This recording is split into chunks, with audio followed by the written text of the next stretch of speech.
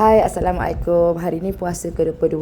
Okey, hari ni Kak Zai nak bagi resepi biskut kelapa rangup. Biskut kelapa pandan hijau. So memang bau pandan hijau memang sedap je bau dia. Mula-mula masukkan planta margarin ni 1 cawan. Masukkan gula halus 3/4 cawan. Masukkan vanilla asin 1 sudu kecil. Masukkan kuning telur 1 biji dan kacau sampai rata. Okey, korang masukkan tepung jagung 2 cawan. Korang gaul dah tak boleh nak gaul pakai tangan. Okey, tangan kita bersih ya. So gaul.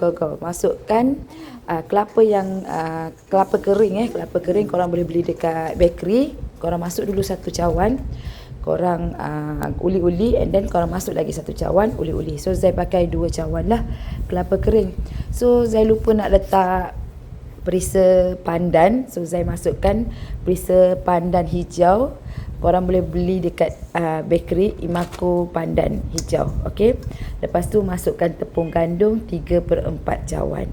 Korang uli-uli dia datang lembut macam ni. Lepas tu buat acuan. Okey, biskut kelapa ni kurang manis. So Zai pakai 3/4 cawan je gula. Kalau korang nak manis, korang pakai 1 cawan. Okey, kita nak ubah sikit. Kita buat love. Tahun lepas Zai buat bentuk bunga. Tahun ni Zai buat bentuk love. Okey, kasih sayang antara Zai dengan suami. Cik wah macam tu. Okey, kita sapukan kuning telur dekat atas. Kuning telur ni tips dia nak cantik kuning macam ni. Korang boleh tengok dekat caption. Kak Zai dah tulis. And then kita bakar 170 suhu. Masa dalam 20 ke 25 minit ikut awan masing-masing. Zai bakar dalam 25 minit macam tu. Sebab dia tebal.